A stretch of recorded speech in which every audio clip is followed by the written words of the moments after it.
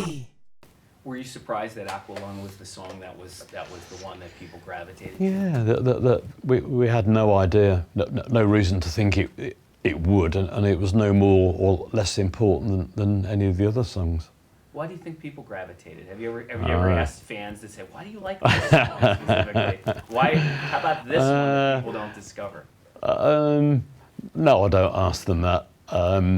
But I seem to share things that I like with the audience, and they're not always the obvious tracks. You know, it might be like Saucity or Nothing to Say, Sea Lion, which we play. I mean, there's just certain tracks that I like better than others, and I play them, and you're taking a risk, and they might not like it. You know, they might say, "Ooh, don't like that one," but they never have.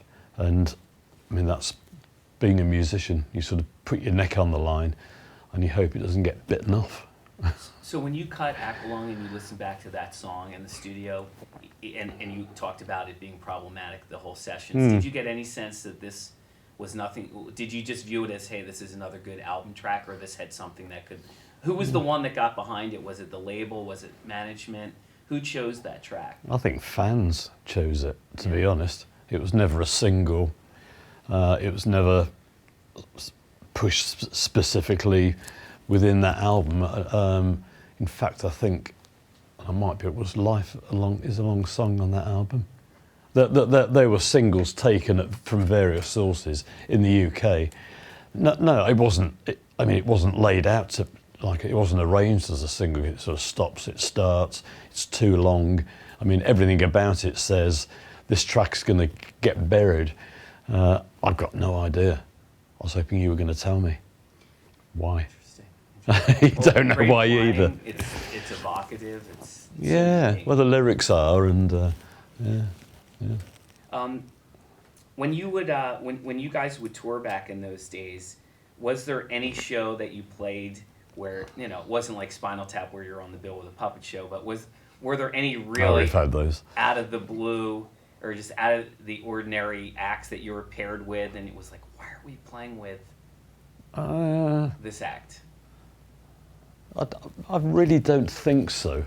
No, I mean, I loved it, and I just loved playing the fact that we played with nearly everybody on the planet. You know, Paul Butterfield, Grateful Dead, Zappa, Beefheart, Zeppelin, The Who,